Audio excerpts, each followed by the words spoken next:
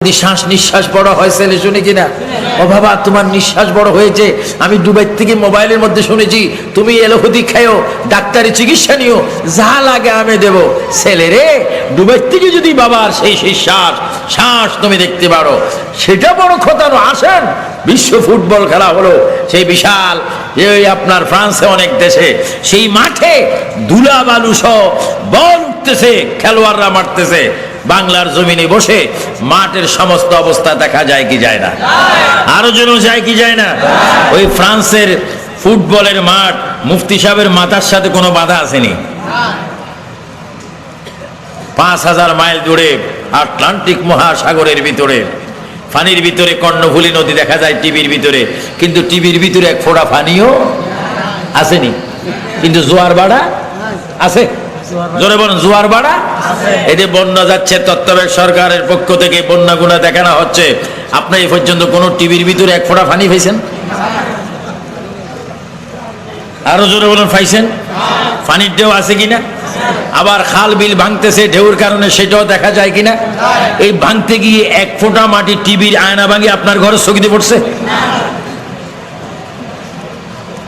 তো মুফতি সাহেবদেরকে জিজ্ঞাসা করেন, কি মুফতি সাহেব, সাগর তো সাগরের জায়গায়, টিভির পর্দায় পানিও দেখলাম, হাল অবস্থা সব ঠিকই দেখলাম, কিন্তু সব তো দেখলাম বাস্তব, কিন্তু এক ফোঁটা পানিও নেই। তাহলে বুঝা গেল সায়েন্সের যুগে যদি এত উন্নত কর্ণফুলী সাগরকে, আটলান্টিক সাগরকে যদি টিভির ভিতরে আনতে পারে জোয়ার বাটা সহ, আল্লাহ পাক তার কুদরতি কোরআনের কারিমে ডিক্লার দিয়েছে, যারা ঈমানদার তাদের সিনামার নবী থাকে। চিৎকার দিয়ে বলুন সুবহানাল্লাহ।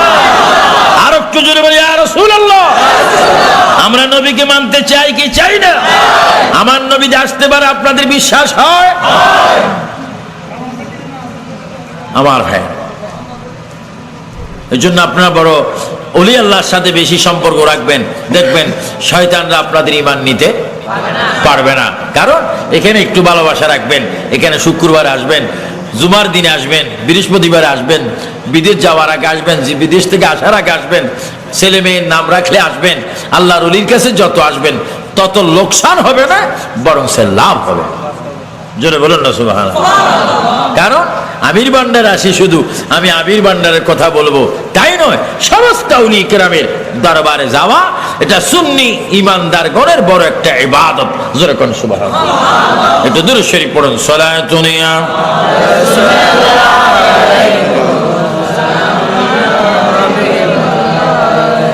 मोहम्मद मुस्तफा जानी भी खुदा को, खुदा जाने मोहम्मद मुस्तफा को।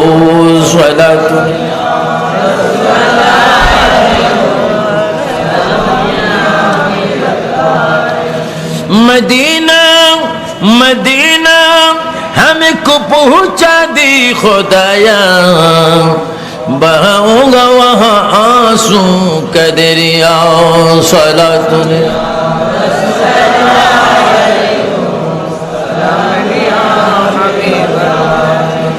सिद्दीक আকবর রাদিয়াল্লাহু তাআলা ঈমান আনলেন, কালেমা শরীফ পড়লেন, আমার রাসূলকে ভালোবাসলেন, যার কারণে তিনি এখনো মদিনাতুল মুনাওয়ারা শহরে আমার রাসূলের সাথে রওজা মোবারকের পাশে এখনো ঘুমাচ্ছেন। জোরে বলুন সুবহানাল্লাহ।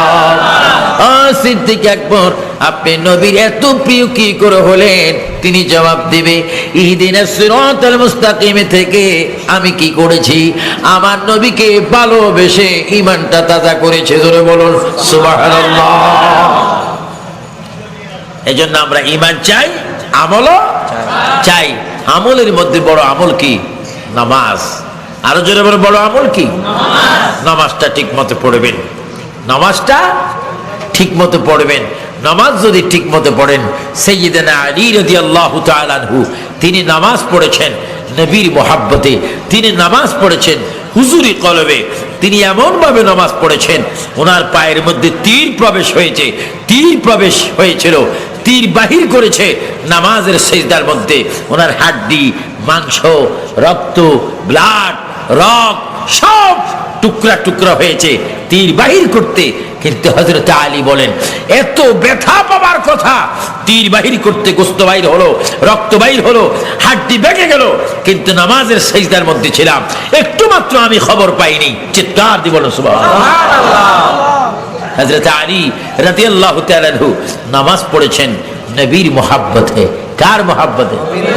এজন্য কবি বলেন যদি চাও তুমি প্রতিদিন কথা বলবে খোদার সাথে, তবে ভাই তুমি নামাজ পড়ো নবীজির মোহাব্বতে। বালাগাল উলা বিকামালিহি হাসানাত জামিউ খিসালিহি। আর জোরে বলেন বালাগাল উলা বিকামালিহি কাশাবাত জামালিহি حسنت جميع خصاله من تو شدم تو من شدی یا رسول اللہ یا حبیب اللہ من تو شدم تو من شدی من تن شدم تو جا شدی تاکسن گو ید بعد زی من دیگرم تو دیگری بلغل بکمالہ حسنت جمیع خصالہ। শের খুদা আলী নামাজ পড়েছেন হুজুরে কলবে, সাহাবায়ে কেরাম নামাজ পড়েছেন হুজুরে কলবে। শুধু নামাজ পড়েন নাই, আল্লাহর জমিনে অসংখ্য প্রতিটি সাহাবায়ে কেরাম নামাজ পড়েছেন, রোজা রেখেছেন, নবীকে ভালোবেসেছেন। এই জন্য আমির ভান্ডারের বক্তব্য ভাইয়েরা, আজকের এই দরবারে আয়োজিত মাহফিলের ভাইয়েরা, শ্রোতা ভাইয়েরা, আপনারা নবীকে মোহাব্বত করবেন, 5 ওয়াক্ত নামাজ পড়বেন, রোজা রাখবেন এবং মা বাবার বেশি বেশি খেদমত করবেন। জোরে বলুন সুবহানাল্লাহ। হযরতে গাউসে পাক আব্দুল কাদের জিলানী গিলানী আল হাসানী ওয়াল হুসাইনী রাদিয়াল্লাহু তাআলা আনহু, তিনি ওলি কুলের সম্রাট, ঠিক কিনা? আর একটু জোরে বলুন ঠিক কিনা? ওনাকে আমরা সরদার হিসেবে মানতে চাই কিনা? জোরে বলুন। ওনার নাম মাহবুবে সুবহানী। বলেন মাহবুবে সুবহানী, কুতুবে রব্বানী, শেখ সৈয়দ আব্দুল কাদের জিলানী। আর একটু জোরে বলুন আব্দুল কাদের জিলানী। তিনিও আমাদের কাছে আছে কিনা? আছে। তিনি বড় ওলি। তিনি শুধু ওলি না, ওলি বানায়, ওলি বানায়। ওনার কাছে অনেক বক্তরা আসতেন, জিন বক্ত। জোরে বলে কি বক্ত? জিন। বড় বড় জিনের সর্দার, বড় বড় জিনের ছেলেরা, এক একটা জিনের বয়স 2000 1500 বছর বয়স। যেটা ছোট বাচ্চা তারও 700 বছর বয়স। এটা ছোট বাচ্চা, তারা কি? জিন।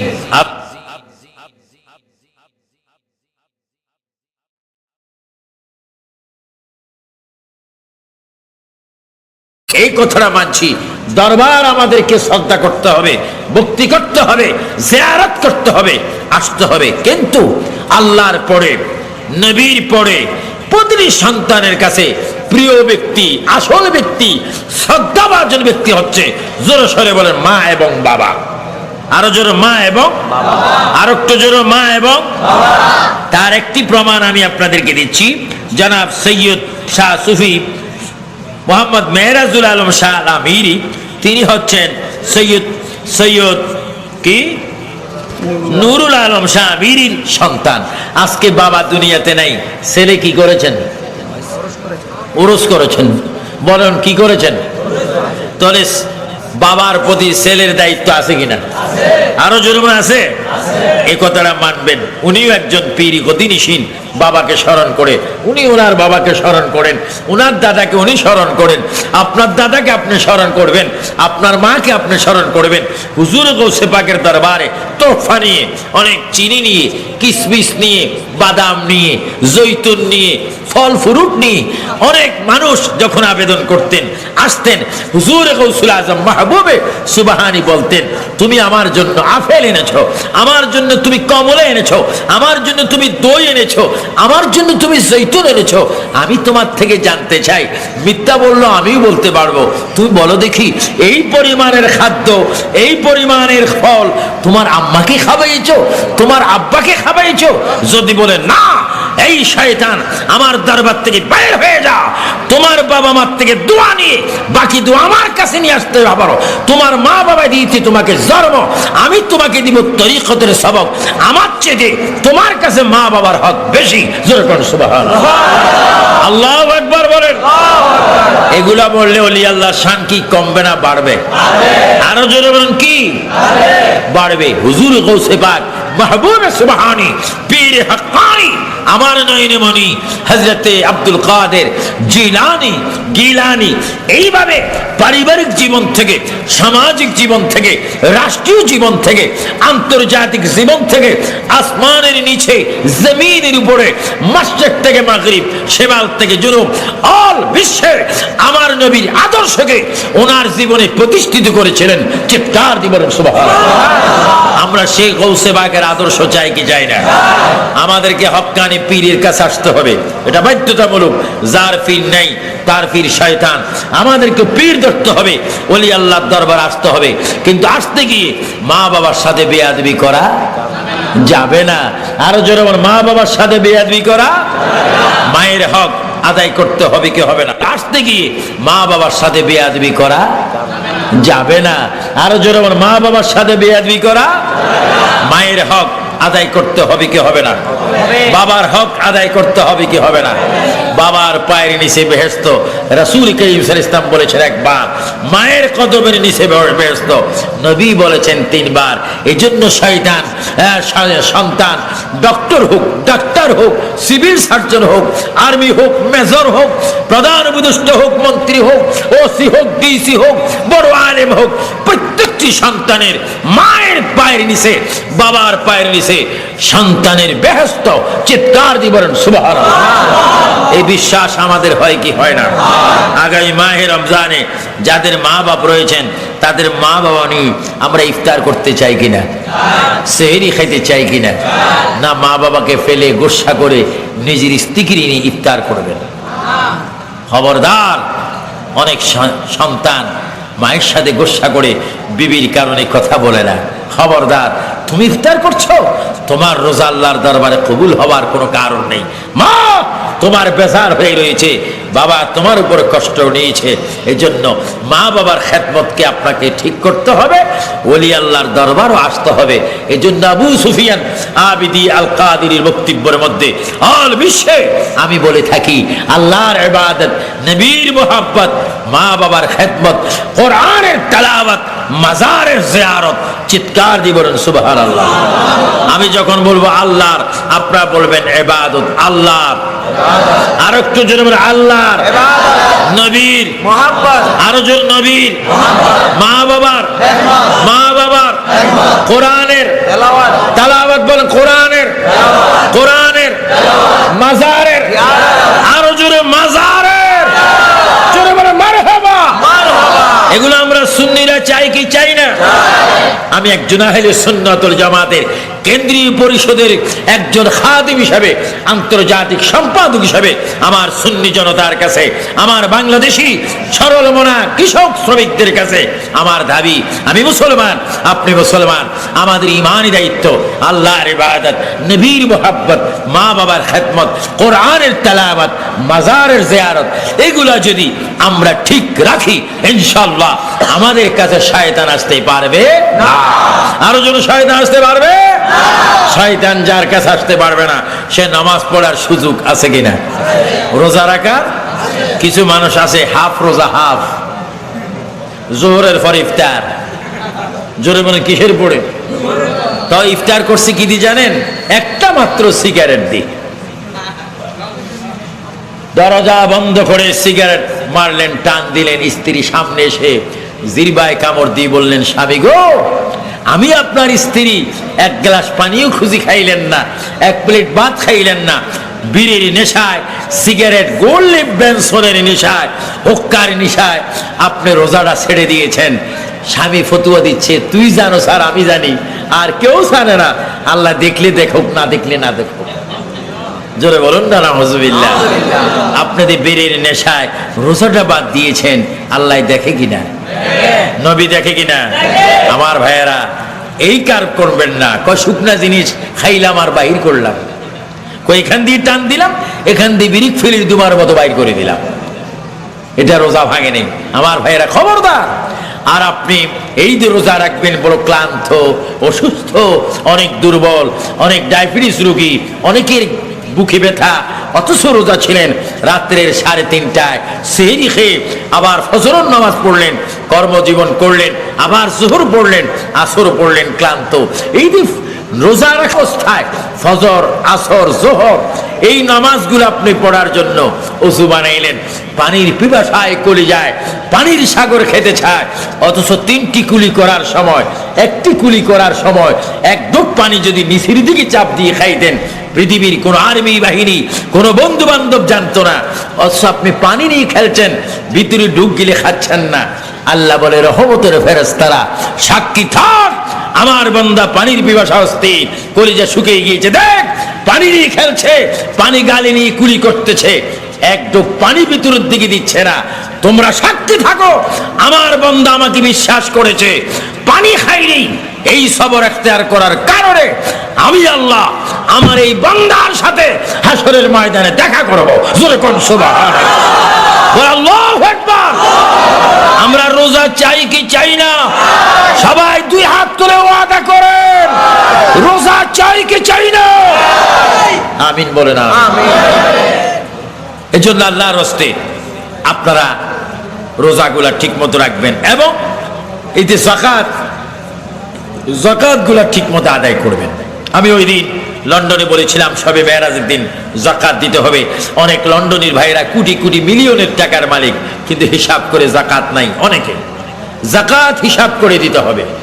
যাকাত এটা আপনার হক না, এটা মালের থেকে দিতে হবে। যাকাত যাদের উপর ফরজ, যাকাত দিয়ে দিবেন। ফেতরা দিয়ে দিবেন গরিব মিসকিন এতিমদেরকে।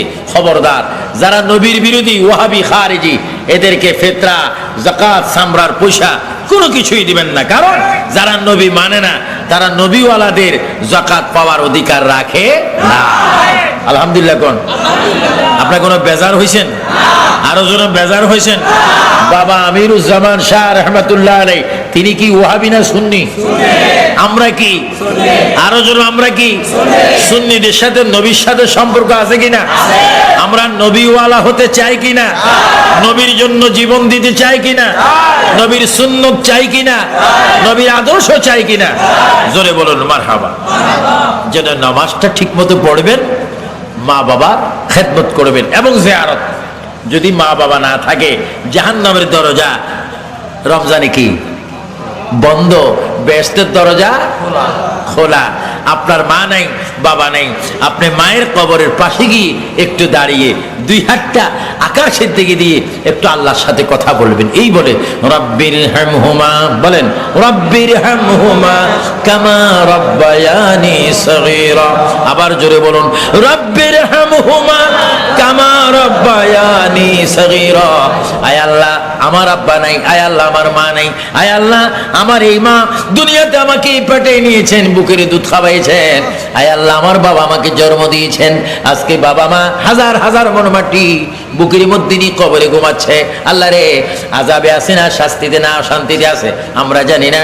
ও আল্লাহ, তোমার কাছে মায়ের সন্তান হিসাবে ফরিয়াদ করি, বলছি আমার মায়ের কবরকে তুমি জান্নাত বানিয়ে দাও, মায়ের কবিরা সগীরা গুনাহ মাফ করে দাও, মায়ের কবরকে মিন রিয়াজিল জান্নাহ বানিয়ে দাও। নবীজি বলেন, উম্মত কাদার মতো যদি কাঁদতে পারো, কোরআনের আয়াত পড়ে পড়ে আল্লাহর দরবারে যদি ফরিয়াদ করতে পারো, আমি নবীর উপর দুরূদ শরীফ উসিলা করে যদি ধরতে পারো, আমি রাসূল তোমাকে গ্যারান্টি দিয়ে বলে দিলাম, ওই কবরের পাড়ে থাকা অবস্থায় তোমার চোখের পানি শুকাইবার আগে আল্লাহ তাআলা সন্তানের চোখের পানির সম্মানে মা বাবার কবরকে জান্নাত বানাই দে। জোরে বলুন সুবহানাল্লাহ, উচ্চ স্বরে বলুন সুবহানাল্লাহ। এজন্য আমরা কবরস্থানের জিয়ারত চাই কিনা? একজন ভালো হক্কানি নায়েব রাসূল আলেমকে নিয়ে দরবার থেকে শাহজাদাদেরকে নিয়ে সম্মানজনকভাবে মা বাবার জিয়ারত করাবেন। খাঁটি সহি সুন্নি ইমামের দ্বারা জিয়ারত করাবেন, সওয়াব পাবেন, নিজেও পাবেন, তারও কবর শান্তি পাবে। আসুন আমার ভাইয়েরা, রমজান শরীফের পবিত্রতার সাথে সাথে আমরা কবরবাসীদের জিয়ারত চাই কি চাই না? এক আরেকটি রমজানে বড় অঘটন হয়, সেই অঘটনটি হচ্ছে অনেক হোটেল খোলা থাকে, মাঝখানে দরজায় থাকে একটা লাল পর্দা। জোরে বলেন কি পর্দা? ভাইয়েরা, এতদিন স্বাভাবিক খানা খাইছেন, এখন গরম খানা খাইতে আসেন। খবরদার, এই দরবার শরীফের পবিত্রতা রক্ষা করবেন। বাংলার জমিনে অনেক আউলিয়া কেরাম, শাহজালালের দেশ, 360 অলির দেশ, অসংখ্য আউলিয়া কেরামের দেশ।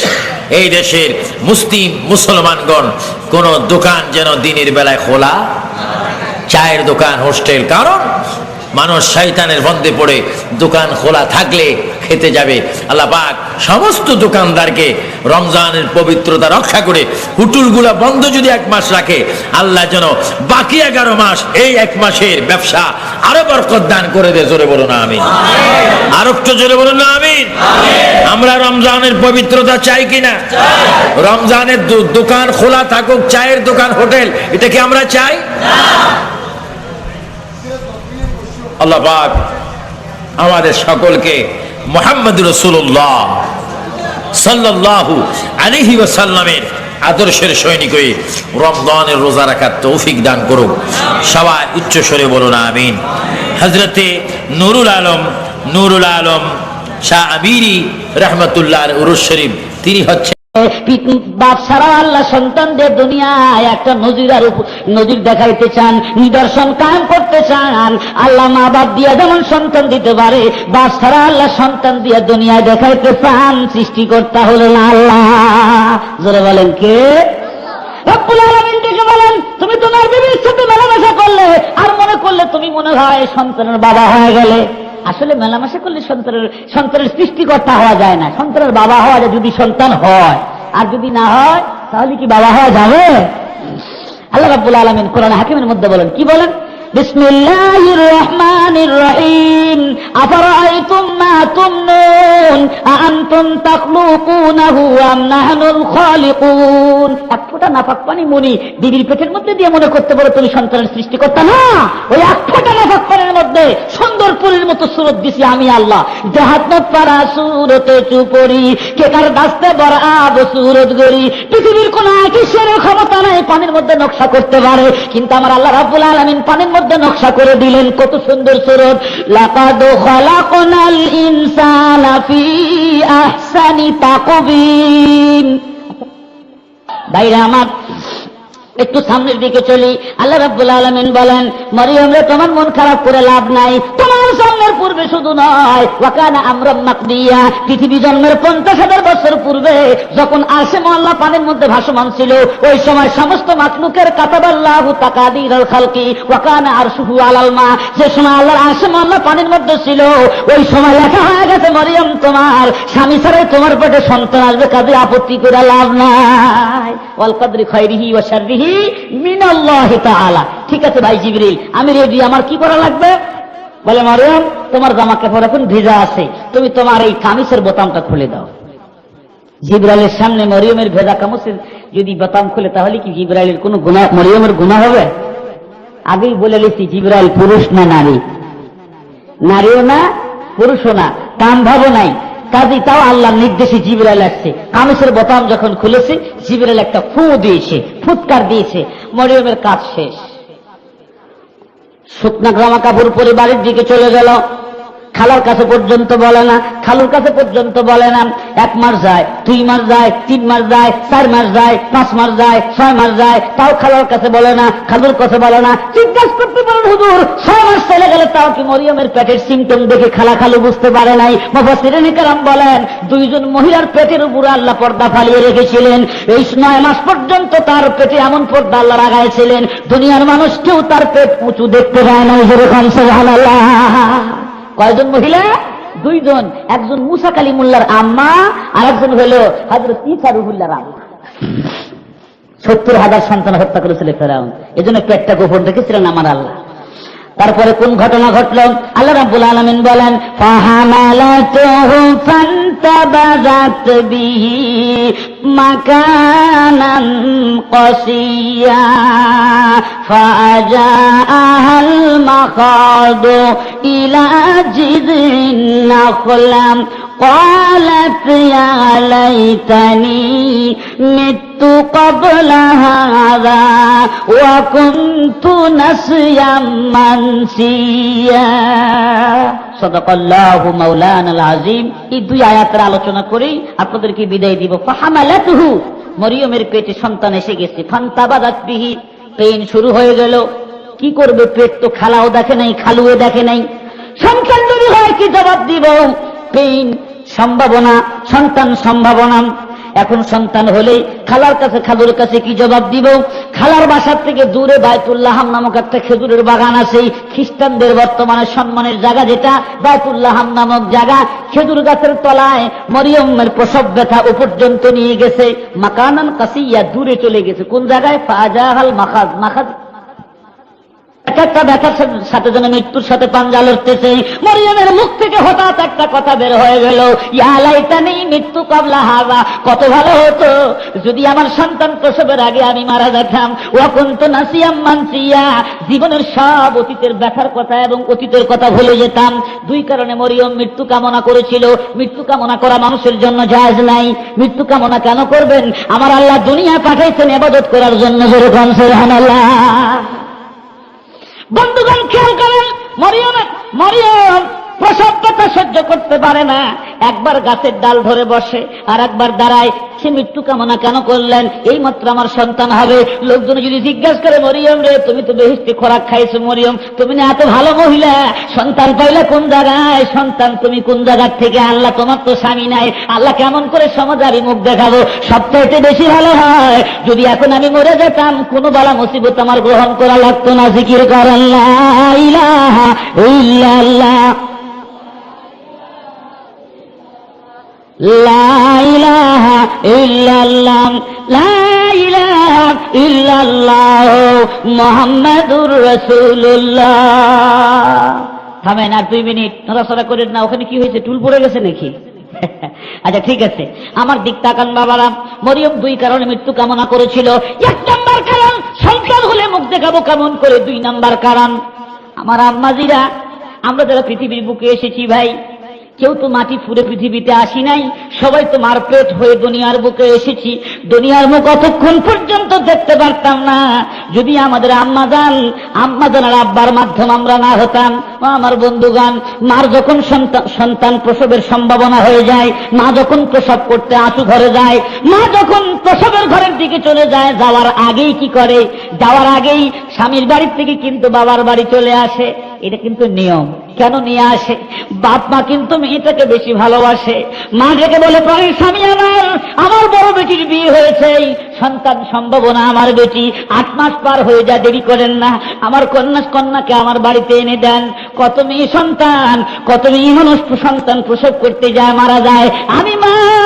আমি ব্যথা বুঝি, স্বামী গো তাড়াতাড়ি আমার কন্যা আমার কাছে এনে দেন। আসার সময় কি করে? ওই পুত্রবধূগণ শ্বশুরের কাছ থেকে বিদায় নেয়, শাশুড়ির কাছ থেকে বিদায় নেয়, পাড়াবর্ষীর সবার কাছ থেকে বিদায় গ্রহণ করে। কি বলে? ভাই বোনদের কাছে সবার কাছ থেকে বিদায় নিয়ে যেদিন স্বামীর বাড়ির থেকে বাবার বাড়ি আসবে, ফলের স্বামীর পার কাছে রাত্রি 12টার সময় পা ধরে কান্নাকাটি শুরু করে দেয়। স্বামী জিজ্ঞাসা করে, বিবি রে কি ব্যাপার, তুমি গভীর রজনীতে কান্দো কেন? তখন বিবি বলে, প্রাণের স্বামী আমার 5 বছর পর্যন্ত আপনার ঘর কন্যা করলাম, ঘর সংসার করলাম, যদি কোনো ভুল বেয়াদবি উম্মতিতে মারা যায়, আমার বড় ভয় হচ্ছে, মনে হয় আর আপনার সাথে দ্বিতীয়বার দেখা হবে না। বাইরে আমার প্রসব ঘরে যাওয়ার আগে, আঁচু ঘরে যাওয়ার আগে বান্ধবীদের সাথে কথা সেরে নাই, তোরা আমারে মাফ করে দিস, মনে হয় আর দেখা সাক্ষাৎ হবে না। সামান্য ছোট্ট কিছু জায়গা দিয়ে সোম্মাত সাবিলা ইয়াসসারাম, যে সন্তান আসার জায়গাটা আমার আল্লাহ প্রশস্ত করে দেন কুদরতি ভাবে। যেরকম সুবহানাল্লাহ, সন্তানের যখন মার যখন পেন শুরু হয়ে যায়, অনেক মা জমিনে গোর খায়, পানি চাই, অনেক মা অজ্ঞান হয়ে জমিনে পড়ে যায়। মার শরীরের থেকে 1 বালতি রক্ত যখন পড়ে, মা চিৎকারও দিতে পারে না, চিৎকার দিলে মানুষ জানে কি বলে, জিহ্বায় কামড় দিয়ে মা মৃত্যুর সাথে পাঞ্জা লড়ে যখন সন্তানকে জন্ম দেয়, মার সম্পূর্ণ শরীর রক্ত দিয়া লাল হয়ে যায়, সন্তানের গায়ে রক্ত। সন্তান যখন জমিনে পড়ে একটা চিৎকার দেয়, মা বলে যখন চিৎকার দেয়, সন্তানের আওয়াজ যখন জনম দুঃখিনী মার কানের মধ্যে যায়, মা যেন সম্পূর্ণ সুস্থ হয়ে যায়। মা তখন বলে, তোরা কারারে, ওই সন্তানটা তাড়াতাড়ি আমার কোলে দে। ডাক্তারগণ বলেন, এই সন্তান জন্ম দিতে যায় কত রক্ত তোমার শরীরের থেকে পড়লো, ওরেই আল্লাহর বান্দির এই কেন ওই সন্তান কোলে নিতে চাস? মা তখন বলে, তোরা বুঝবি না, আমার প্রতিবার তার কান্নার আওয়াজ যখন আমার কানে গেছে, আমি অতীতের সব ব্যথার কথা ভুলে গেলাম। সন্তানকে মা যখন কোলে নেয়, মার সমস্ত ব্যথা বেদনা দূর হয়ে যায়। এই মাকে আমরা অনেকেই দেখতে পারি না। গ্রামের বাড়িতে মাকে রেখে শহরে অনেকে আরামে থাকে। ও আমার ভাইরা, মার দিকে খেয়াল রাখবেন, মা কি খায়, কি পড়ে, মা কোন জায়গায় থাকে একটু খবর নেবার জন্য চেষ্টা করেন। মা যার পৃথিবীতে নাই তাহলে জিজ্ঞাসা করে দেখুন মার কি দাম। বাঙালি দাঁত থাকতে কিন্তু দাঁতের মর্যাদা বোঝে না, দাঁত যখন পড়ে যায় তখন বুঝে দাঁতের কি মর্যাদা। ও আমার বন্ধুগণ, আমাদের মা বাবা আছে, আমরা মা বাবার কদর করতে পারলাম না। যাদের মা বাবা নাই ওদেরকে জিজ্ঞাসা করুন মা বাবার কি কদর, কি দাম। ছোট্ট বাচ্চা মাকে মা বলে ডাক দেয়, কেন ডাক দেয়? মা খাইতে দেয়। এই সন্তান যখন বড় হয়ে যায় তাও মার কাছে খানা চায়, ভাত চায়। যেই কল্লা মার্কা, দারোগা মার্কা একটা বউ বাড়ির মধ্যে আসে, বউ কয় তোমার মার ঘরে এত সময় তুমি নষ্ট করতে পারবা না। আমার জানা মতো একটা ছেলে বউ নিয়ে বসা আছে রাত্রিতে ঘরের মধ্যে, মা অসুস্থ, ডাক দিয়েছে বেটাকে ডাক দাও। বেটা দরজা খুলে মার সাথে দেখা করেছে, এই অপরাধে জল্লাদ মার্কা বউ ঘরের দরজা আটকা দেয়, ওই স্বামীকে সারা রাত ঘরের মধ্যে নেয় না। কি অপরাধ ওই সন্তান করেছে? কেন মার কাছে গেল? বাইরে আমার মার কত মূল্য, মার কত দাম। আমার নবী বলেন, হুমা জান্নাতুকা ওয়া নারুকা, তোমার মা তোমার বাবা হলো তোমার জন্য জান্নাত। যেরকম সুবহানাল্লাহ। খুশি রাখবা জান্নাত পাবা, বেজার করবা জাহান্নাম পাবা, এর মধ্যে কোনো সন্দেহ নাই। তোমার মা বাবার মুখ কিন্তু তোমার জন্য মক্কা মদিনা। লক্ষ টাকা খরচ করে খানায় কাবা যায়, যদি হালাল টাকা না হয় হজ কিন্তু কবুল হবে না। আর যদি নিয়ত ভালো না থাকে তাও কিন্তু হজ কবুল হবে না। এরা আমি আলোচনা করতেছিলাম মার দাম কত, বাবার দাম কত। ঘড়ির কাটা করে 11:30 বাজার পথেই অল্প একটা কথা বলে আমি বিদায় নিয়ে যাব। আমার খুব খেয়াল রাখবেন, আপনার যে সন্তানকে এত লালন পালন করতেছেন, এই সন্তান কিন্তু একদিন আপনাকে ধমক দেবে। মা, আপনার মুখ কিন্তু পাওয়ারফুল, রাগ করে হঠাৎ করে সন্তানের জন্য কোনোদিন বদদোয়া করবেন না। টেনহ্যান্ড শিকারীর গুলি মিট যেতে পারে, গক্ষু সাপের ঠোকর মিট যেতে পারে, কিন্তু মা বাবার দোয়া বদদোয়া কোনোদিন মিট যায় না। একটা সন্তান এসে বলতেছে, আব্বা টাকা দাম তো। কি টাকা দিয়ে কি করবি আব্বা? পরীক্ষার ফিস দেন। কয় টাকা লাগবে? আজকে 5 টাকা, আরেক বছর 10 টাকা, আরেক বছর 20 টাকা, করতে করতে করতে করতে মেলা ক্লাস পার হয়েছে। ম্যাট্রিক পরীক্ষার্থী, পরীক্ষার ফিসের দরকার, ফর্ম ফিল আপের দরকার, টাকার দরকার 350। কয়শো? জোরে বলুন কত? 350 টাকা পাবে কোন জায়গায়? গরিব বাবাকে ডাক ডাকা, আব্বা টাকা দেন। গরিব বাবা কয়, না রে বাজান না, আগে নিষেধ করেছিলাম, তোর লেখাপড়া করার কাম নাই, আমরা গরিব মানুষ, কামলা বেঁচে খাবো, এত টাকা দিতে পারবো কোন জায়গার থেকে? আমি তোরে 50 টাকা দিলাম, হয় পরীক্ষা দে, না হয় না দে। 50 টাকা পকেটে নিয়ে ওই ছেলে বাড়িতে আসছে। দুঃখিনী মার জামা কাপড় ছেঁড়া, শাড়িটা পর্যন্ত ছেঁড়া, কোন জায়গাতে শরীরের অংশ দেখা যায়। মা যখন ঘরের মধ্যে তাকায় দেখে ছেলে কাঁদতেছে, চোখের পানি ফেলতেছে। মা বলে, বেটা তোর ক্লাস 1 থেকে ম্যাট্রিক পর্যন্ত পড়ালাম, কোনোদিন তোর চোখে পানি দেখি নাই, বাজান তোর চোখে কেন আজকে পানি দেখি? ছেলে তখন বলে, মা আগের থেকেই তো মানা করেছিল আমার লেখাপড়া করায়ও না। মা, আমার আব্বা কত কষ্ট করে আমার লেখাপড়ার যোগান দিল, আজকে 350 টাকার জন্য কি পরীক্ষা দিতে পারবো না? মা বলে, বেটা একটু দেরি কর, দেখি তোর কোনো পড়াশোনার বন্দোবস্ত করতে পারি কিনা। মাটির একটা ব্যাংক মা নিয়ে এসেছে, সন্তানের সামনে যখন ভাঙলো টাকাগুলি গুণা দেখে 300 টাকার বেশি আছে। যেরকম সুবহানাল্লাহ। জিজ্ঞাসা করে দুঃখিনী মা, এত টাকা তুমি কোন জায়গা থেকে জোগালে মা? মা তোমার তো ব্লাউজ নাই, মা তোমার পরনে তো শাড়ি নাই, মা আমার ছোট্ট বোন কোহিনূর এত ভালো জামা কাপড় পর্যন্ত কিনে দিতে পারো না মা, তুমি আমার জন্য এত টাকা কেন জোগাইলে, কি করে জোগাইলা? মা বলে বেটা রে, আমি তোর জন্য ডিম বেচা পয়সা, কদু বেচা পয়সা জোগাড় করে রাখছি রে বেটা, ভালো একটা ব্লাউজ পর্যন্ত আমি গায়ে দেই নেই, তোর বাবার জন্য ভালো একটা লুঙ্গি পর্যন্ত কিনি নাই। আমি জানি আমাদের বেটা লেখাপড়া শিখবে, চাকরি করে আমাদের দুঃখ ঘুষাবে যেরকম জানালা।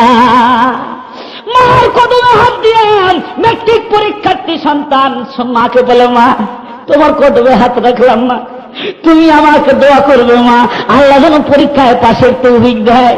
মার দোয়া তো বড় দোয়া ভাই, মা দোয়া করে দেয় বেটারে, যা দোয়া করে দিলাম আল্লাহ যেন তোকে সুন্দর মতো পরীক্ষা দেওয়ার তৌফিক দান করে। মার দোয়া নিয়ে পরীক্ষা দেয়, 3 সাবজেক্টের লেটার পাইছে, তদনন্তকারের কথা। ম্যাট্রিক পাস করার পরে চিন্তা করলো আয় পরীক্ষা দিব, আয় পাস করবো, বহু দেরি হয়ে যায়, বাবার কত কষ্ট করবে, পড়তে পড়তে যদি বাবা দুনিয়ার থেকে চলে যায়, বাবা আমার খেদমত আমি করতে পারবো না।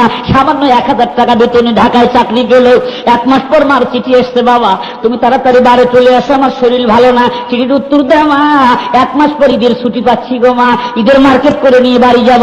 আজকে ঈদের মার্কেট করে মানিকগঞ্জের সন্তান বাড়ি ফিরতেছে, হাইরোড থেকে মেটুপথে রওনা করেছে, বাসের থেকে নেমে যতই দূরে যায় ততই সন্তানের মনটা খারাপ হয়ে যায়।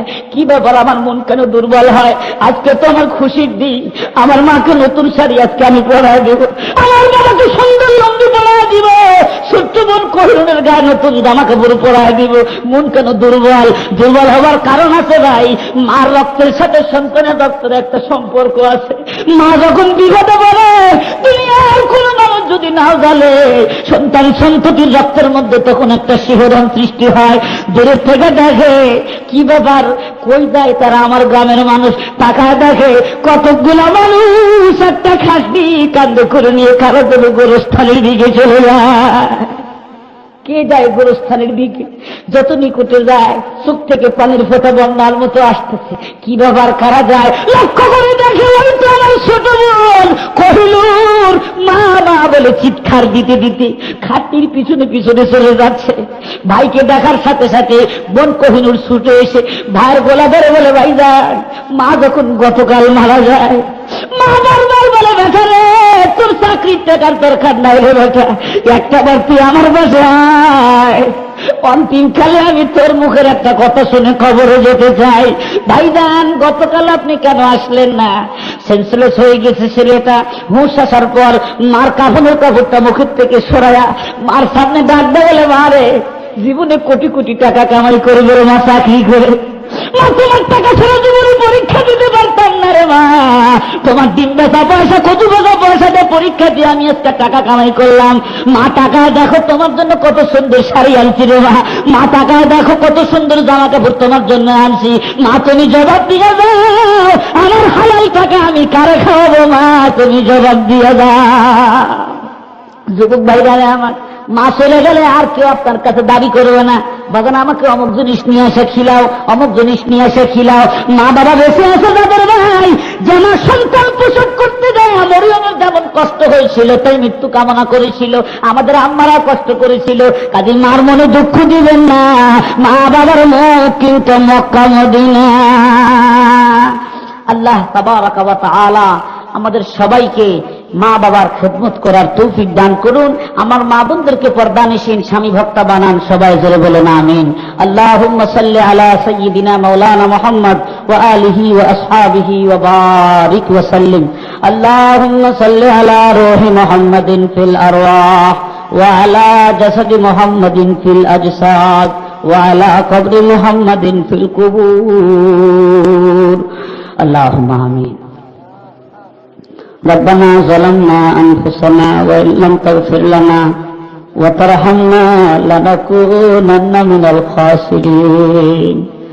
ربنا آتنا في الدنيا وفي الآخرة حسنة وقنا عذاب النار.